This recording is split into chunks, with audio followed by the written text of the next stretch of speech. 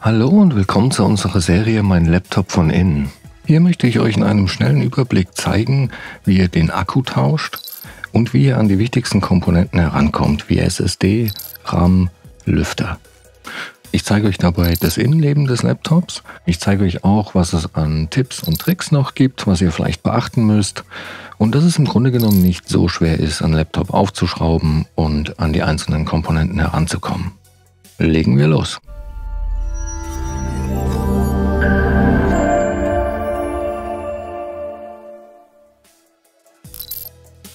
So, wir haben hier ein Lenovo aus der V-Serie und ich zeige euch auch gleich, wo ihr die genaue Modellnummer finden könnt. Aber zuallererst trennen wir mal das Notebook vom Ladekabel. Die genaue Modellnummer finden wir bei diesem Gerät auf der Rückseite, ziemlich klein geschrieben hier oben. Und da sehen wir die genaue Modellnummer, mit der ihr auch die Ersatzteile sehr einfach bei uns im Shop findet. Generell kann man zu dem Gerät noch sagen, dass ein Displaytausch ziemlich einfach ist.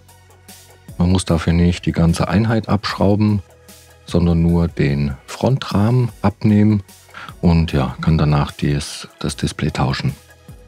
Bei der Tastatur und dem Touchpad sieht es so aus, dass die zusammen mit dem Topcase kommen.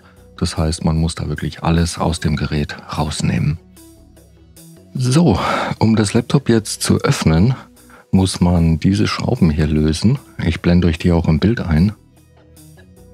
Wobei die eine Schraube hier das Laufwerk hält. Ich habe dafür ein Universalwerkzeugset benutzt. Das sind die gängigsten Aufsätze und auch Schrauben mit dabei, sehr praktisch. Ich verlinke euch das auch in der Videobeschreibung, falls ihr da Interesse habt. Ja, und als Aufsatz nehme ich hier einen Kreuzschraubendreher, und zwar einen PH0. Und dann vor dem Öffnen nehmen wir erstmal das Laufwerk raus. Oder in dem Fall ist das nur eine Blende. Und dann können wir mal schauen, wo die Gehäuseunterseite eigentlich mit dem Gerät verbunden ist. Das kann man hier, glaube ich, ganz gut sehen. Da ist die Verbindungslinie, hier drüben auch, also eher an der oberen Seite und auch hier auf der Rückseite. Zum Aufmachen des Gerätes benutze ich hier einen dünnen, flachen Metallgegenstand und dann schaue ich mal, wo ich am besten reinkomme, um eine Öffnung zu kriegen. In dem Fall fange ich jetzt mal auf der Geräterückseite an. Und dann versuche ich, die Gehäuseunterseite ein bisschen nach oben zu hebeln. Mit ein bisschen Wackeln und hin und her rutschen funktioniert das immer ganz gut.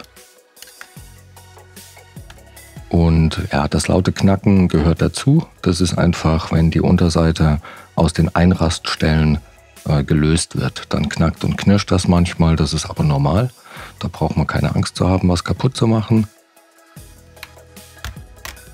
Wenn es irgendwie gar nicht geht, dann nicht mit Gewalt. Lieber nochmal schauen, ob alle Schrauben raus sind oder ob man da vielleicht vergessen hat, eine zu lösen. Und ja, dann kann man eigentlich auch schon mit der Hand meistens drunter fassen und das mit ein bisschen Rütteln und hin und her bewegen einfach abziehen.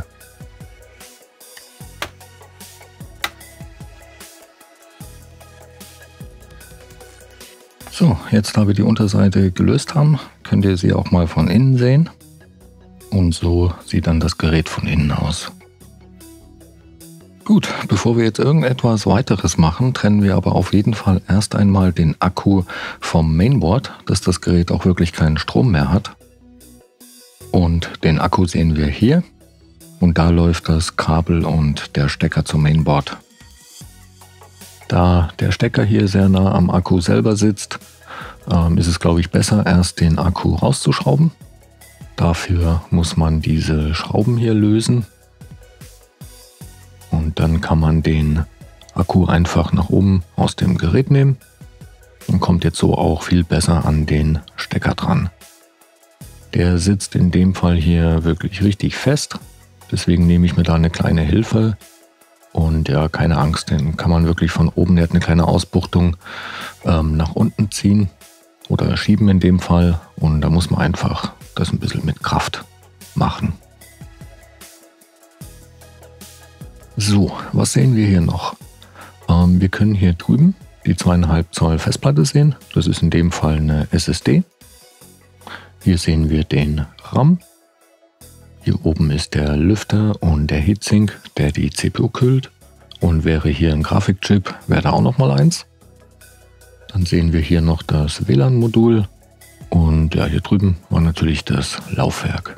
Um den RAM-Riegel, der hier ist, auszutauschen, muss man eigentlich nur diese beiden Klammern an der Seite so ein bisschen nach außen schieben. Dann springt er einem förmlich entgegen. Man kann den dann einfach rausnehmen und austauschen. Beim Wiedereinbau steckt man den einfach genauso wieder rein und drückt den nach unten, bis die Klammern wieder einrasten. So, wie schon erwähnt, hier ist die 2,5 Zoll SSD. Und um an die ranzukommen, muss man die Schraube hier hinten lösen.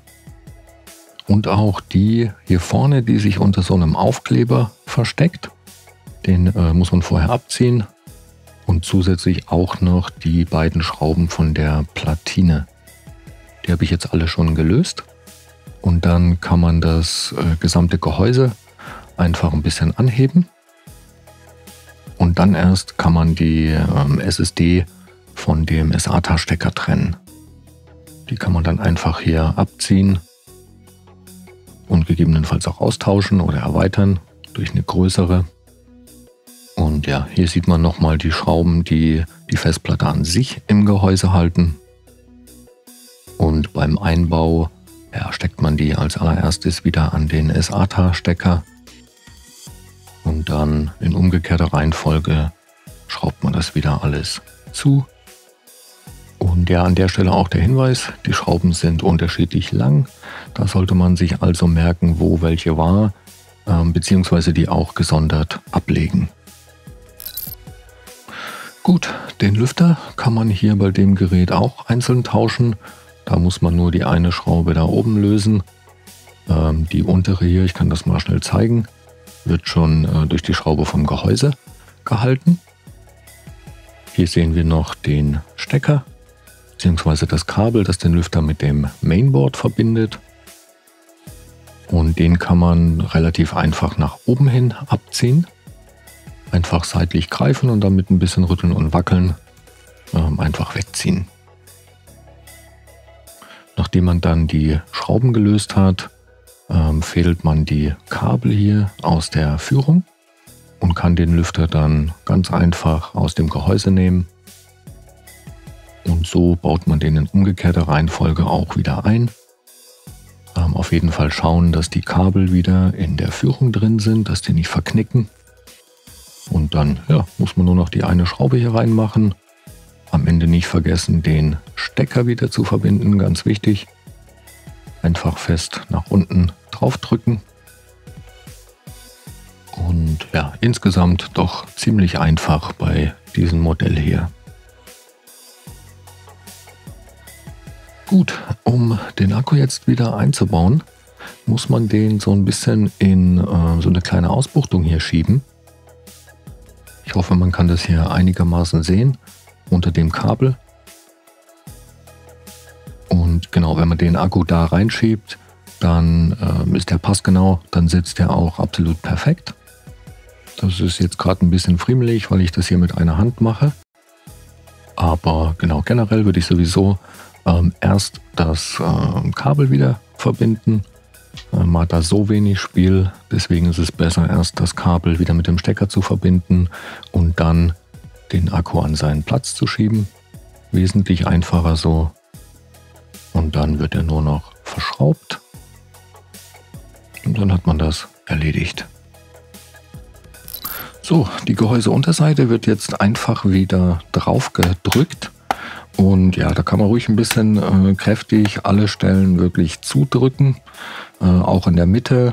Man hört das auch immer sehr gut, wie alles wieder einrastet. Ich gehe dann am Ende auch immer einmal um das Gerät herum und schaue, dass wirklich nirgendwo mehr eine Öffnung zu sehen ist. Und dann ja, einfach wieder zuschrauben. Das Laufwerk kommt dann noch rein und fertig. So, das war es auch schon wieder für dieses Modell. Wenn ihr noch Fragen oder Anregungen habt, lasst uns gerne einen Kommentar da. Und ja, ich hoffe, das Video hat euch weitergeholfen und ich wünsche euch viel Spaß beim Schrauben. Bis zum nächsten Mal. Ciao.